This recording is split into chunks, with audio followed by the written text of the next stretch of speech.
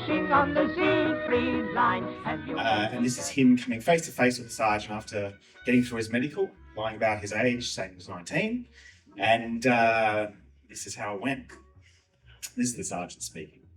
Well, me lad, what branch of the service have you decided on? The sergeant asked. Then, as he closely scrutinised me and my papers, he nodded. Oh yes, so you've settled for the army then, have you, lad?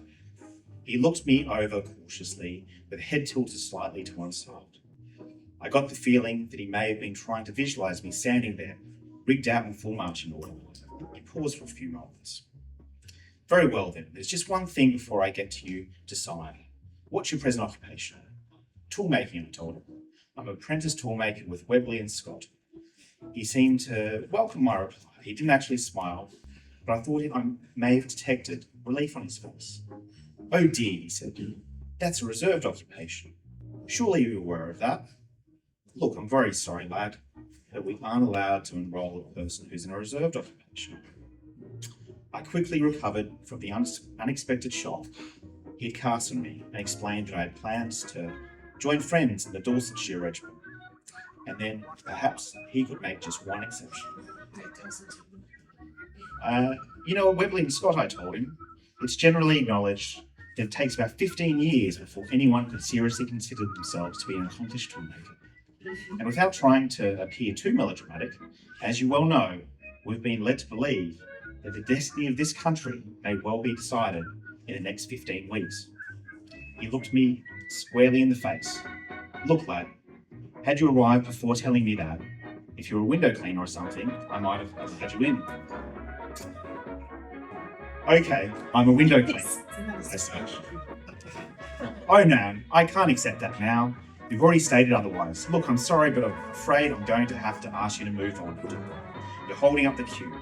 If you happen to be around this way, some other time, we probably will be taking window cleaners.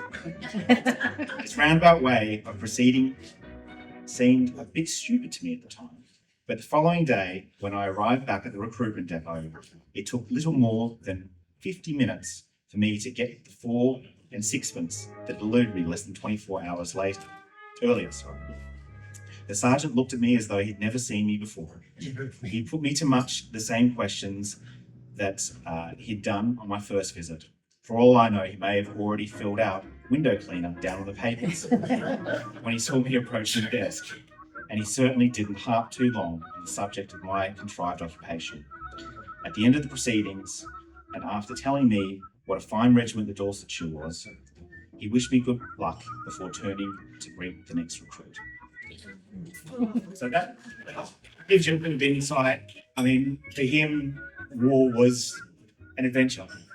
And throughout his early years, through Tasmania, the east coast of Australia, up through the Pacific, and over to North Stradbroke Island, it was a life adventure. When I let him know that I was moving to the UK 12 years ago, he was a bit surprised. Why would you be going there? But he knew I was on my way to a new adventure, one that would fortunately lead me to a lovely wife and a little child. And then just 6 months ago, around the last time I went to see him, I told him again that I'm moving back to the UK. And he was excited for me because he knew there was a new adventure for me in waiting for me. So I really appreciate Papa. I'll think about him a lot. Thank you everyone for being here.